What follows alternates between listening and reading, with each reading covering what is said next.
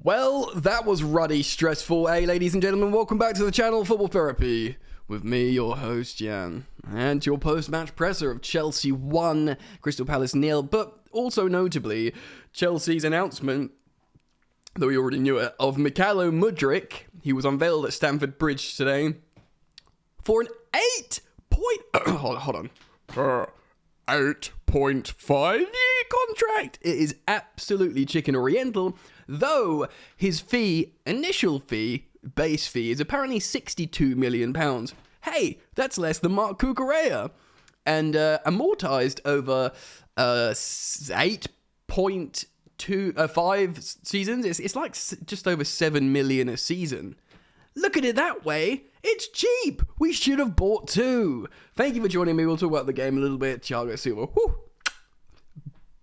Benoit Badiashile, who, welcome to Chelsea, and never leave my lineup, etc., etc., etc. Thank you for joining me. Please do drop a like on the video. It means a lot. It does, friends. It really does mean a lot. You're welcome to subscribe, and if you should hit the bell if you subscribe. Get the microphones up for this one. Chelsea were put under pressure, and they defended the win. The 3 points they dug in. Some poor performers were better, most notably Trev Chalobah, and thank the Lord. Microphones down, please. Yes, so that is it's a great result, of course. Of course, Crystal Palace are not in scintillating form themselves, but we have been turgid. And I was fearful that Mudryk out there in the stand was going to look at this team and think, WTF, what is going on here? Too late though, mate. You have signed the ruddy deal. You're part of the gang. You're in the trenches. Help us win.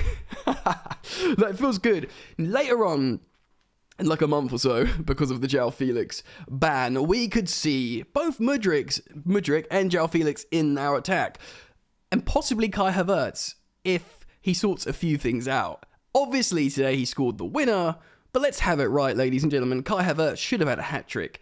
Out of the 3 chances he got, he scored the hardest one, which was the winner. So, big tick, right? But a couple of those, I guess this is just a testament to him not being a centre-forward. Like, he is, you could say you can play the 9 role, but he's not a centre-forward, is he? Like, a basic Premier League centre-forward gobbles up the other 2 chances and maybe doesn't score his chance, do you know what I mean? And we win 2-0 or, who knows, a hat-trick. Look, I'm not here to dig out Kai Havertz, he scored the winner, but let's be real. We've got to be honest with ourselves. And yeah, there's a lot to talk about in this game. Of course, in the London derby, Patrick Vieira employed a 4-2-3-1, got loads of yellow cards. They got 5 yellow cards, and 6 including Patrick Vieira on the bench. Interestingly, well, I'll tell you the lineup. We played a 4-2-3-1, Keparita Balaga. We had Lewis Hall at conventional left back, Chalobah at right back, and then we had Silva and the debutant Benoit Badiashile making a centre-back partnership. A pivot, interestingly, of Jorginho and Conor Gallagher, who generally played quite well. Jorginho wasn't awful as well. Mount has got a really high rating here, but I don't think he was that good. Chukwuemeka, who probably didn't have his best game for Chelsea. Ziyech, we need to talk about all these players. And of course, Kai Havertz. We had sub-appearances from Koulibaly, Azpilicueta, and Aubameyang and Kovacic. And we ended the game with 4 centre-backs playing in a conventional back 4. Chalobah, Silva, Badiashile, and then Koulibaly came on to play left back, which was just funny. Yeah, obviously, Palace are very attacking, very direct. Doucouré had a good game in midfield. They've obviously got loads of talent like Elise and Eze. Zaha was sort of playing a 9 role. And ultimately, it was a horrendously prangy ending. I mean, it could have, I sort of could have, as I say, we could have basically folded at the end, capitulated, and conceded an equaliser, which would not have been out of out of theme of Chelsea recently, but we had a lot of shots. We had 15 shots. They had 10, but that was probably largely because we were defending towards the end. We scored the goal, obviously, on the 64th minute mark. Hakim Ziyech with a lovely cross and Kai Havertz finishing it. Now, And we're on the ropes, basically. Well, I'll talk about Mudryk in just a moment, by the way. But we are on the ropes for the end of the game. In terms of player performances, I'm just happy that we will manage to dig in and get a result. With, by the way, a load of probably what will be B team once we get these people in. Maybe not Badiashile. Maybe not. I mean, Conor Gallagher's one of the highest rated players here. So Ziyech. And, they could both be gone.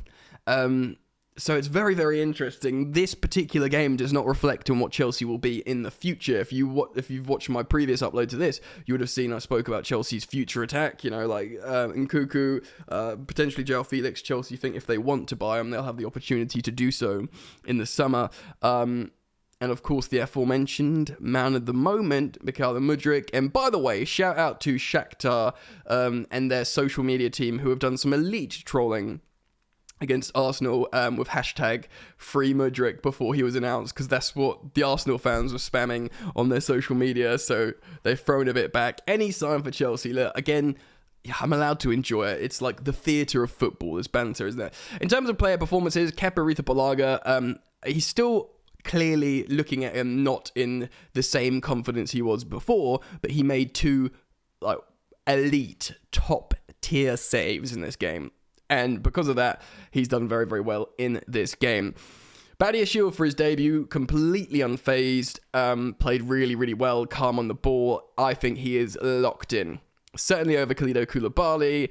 He's very young, of course, he's 21. He's really tall, he's quite fast, he's built really tough, and he looks calm. So, Benoit, welcome to the starting 11, my friend. Reste ici, reste là, c'est très important pour moi. You stay, mon frère, mon gars. Thiago Silva, I just run out of things to say. He's just absolutely incredible. I think he should have been he might have been man of the match, actually. Just inspired the defence to a win. Always there, always passing well. Just absolutely incredible. Lewis Hall at left back, he should have scored a goal, which is what we say every single game. But he puts himself in that opportunity where he can score, so that's commendable in itself. And he's a teenager, and he's been thrown into the first team, so we have to recognise all of that. But he's very close to being great. But he has these momentary lapses defensively, like poor passes, like dangerous passes. But again, he sort of gets that pass to a degree because he's just a youngster, and it'd be pointless to dig him out. But yeah, really, really good. And Chalobah at right back, infinitely better. He dropped his worst performance he'd ever put in a Chelsea shirt last time out against Fulham. It was disastrous. It was profoundly bad. Now, obviously, as a fullback, probably a more defensive fullback here, he's got a little less responsibility and he's allowed to make slightly more mistakes when you're further away from the goal. But he was just so much better. I'm not going to say it was his best performance because he had some really good performances for Chelsea, but certainly just back to what he used to look like. He was so much better in this game. Interestingly, the double pivot, I think Jorginho was good. Better than he has been. I was a little bit worried when I saw him. I thought he was a lone DM with Mount and Gallagher as 8s, but it does look like he played in a double pivot next to Conor Gallagher, and Mount was part of the front 4. So Jorginho was fine for me, pretty darn good. And Conor Gallagher was really good. And what I was quite surprised about in this game is how much grief he got from the Palace fans. Because obviously he scored the winner against them last time out at Selhurst Park. He didn't celebrate. And then afterwards was saying Palace is a special place for me. Of course I wouldn't celebrate scoring a goal. And I thought okay, they're probably thankful he did a good job there. And, he didn't celebrate. And they were giving him so much grief, constantly chanting, cheering when people tackled him and all this kind of stuff. And I thought that was a little bit harsh. I reckon he's probably a little bit, not hurt, but he's probably a bit fine, right, I'll get it. Fair enough then, if you think that, I don't think they're going to buy him back now, so. Well, I know it's just the away fans, but the Palace away fans are so always really, really loud. So, well done to them. But he had a great game. Gallagher, he really got stuck in, and clearly that the playing against Palace was a big deal again to play well. Chuck Wemeka, not his greatest game. Really early on looked pretty good, but didn't influence it as much as he could. He's sort of playing a little bit more forward than he usually would, I think. But that's totally fine. Again, you think he's 19, another teenager, and it's not like he was bad. He just before looked really, really strong and maybe didn't reach that in this game. He kind of so far looks better off the bench. I believe this was his full debut. and not a substitute appearance. Mount's got a really high rating on Who Scored. I don't fully agree with that personally. Maybe I'm wrong. Maybe he did good work. I'll have to look at his actual proper numbers for the game, but he didn't really stand out to me. Ziyech was really good. He's got the highest rating of any Chelsea player here, an 8.6 over Kepa in second. He obviously got the assist for the Kai Havertz goal, and obviously he faded towards the end. I think he only got substituted. I don't know what time he came out, but yeah, like, he did one of those first halves, and indeed right up to the goal, which of course was in the 64th minute. Ziyech, one of those performances going, this is good. I don't know what to do with this, and I don't know what to do with you. I mean, he's still got to go, and he's just our best playmaker in terms of passing. You know, he does what you wish sort of Jorginho could do from deep. Do you know what I mean? And he does come inside and make those passes. He was great, Ziyech. And Havertz, we've already sort of spoke about him. Earlier, he should have had a hat-trick, but he scored the winning goal, so you've got to be happy with him. Relatively quiet substitute appearances from Cesar Azpilicueta, Koulibaly coming in to play left-back, of course, and Mateo Kovacic. But more impressively, Aubameyang came on, and he wasn't awful. You know, he was useful. He nearly scored. He did a really good, take and then hit the keeper, and, held the ball up towards the very end when we were under attack, essentially. And I was actually quite thankful for his service in this game. And his attitude looked fine. And, he was turned to over David Datro Fofana. And his maturity came through, so thank you, Aubameyang, I guess, Anyway, so it's a huge win, 3 points. People joke about looking down or whatever. We're not going to get relegated. I'll put the farm on that. But, all you can do now is just try and find cohesion and clean sheets. And that was a great start. And what you can take from this game is, maybe Gallagher will be used more. Certainly Badiashile. I think the unifying Chelsea fan experience here, obviously everyone will always have different opinions on different players, but I think if there's one player that everyone's gonna rally around for moving forwards, I don't necessarily think, we've always got to play Ziyech now. Do you know what I mean? Because that's not, he doesn't, he's infrequent. But Badiashile, he's come in, he looked good, he's young, we got a clean sheet. That's enough for all of us. We all agree, right? Now, of course, Mykhailo Mudryk was presented at halftime. It was announced that he's got an 8.5-year deal, which is absolutely incredible. But like I said at the top of the video, his fee amortized 62 million. It's like 7 million a year or something for financial fair play, for presenting the books to UEFA. We convinced him to sign an 8.5-year deal, which is wild. It protects the asset. It protects the player in terms of him. He knows he's going to get paid a high wage in football for the best part of a decade. Do you know what I mean? Like, we can't rip up that contract. We are banking on him becoming a good player. Even if not a world-class player, a good player for a long time. Because if he flops in his, mid-late 20s, Chelsea have screwed themselves there. But, they take the risk.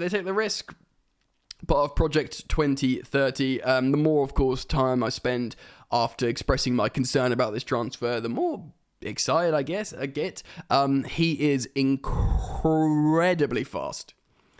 He's shredded as well. Like, this guy's body fat. You remember, Olivier Giroud was super. Not that Olivier Giroud was fast. He was very slow. But he's like super vascular and veiny because his body fat was so low. So is like Mudryk. He's proper shredded, and obviously he's very young and very, very fast. So you'd think, yes, he's going to be good and high octane and devastating for Premier League football, but he's also got that technical ability. Of course, as he could also make his debut against Liverpool the next game, which is pretty wild, considering we had like Chukwuemeka in the front three, Mount as well, who's not a front three player. We're short on actual attackers, especially, João Felix would have started this game had he not been banned. So he will go straight into the starting lineup, probably play left wing, maybe Ziyech plays right wing, and then Mount plays in the 10 behind Havertz. Starting to sound a little bit better now, doesn't it? But yeah, an incredible, sensational deal. Let me know what you think, though. Comment, like, subscribe, all that jazz. Thank you for joining me. I look forward to seeing you guys on the next video, so make sure you turn the bell on when you subscribe, my dear sweet friend. Look after yourselves. Peace.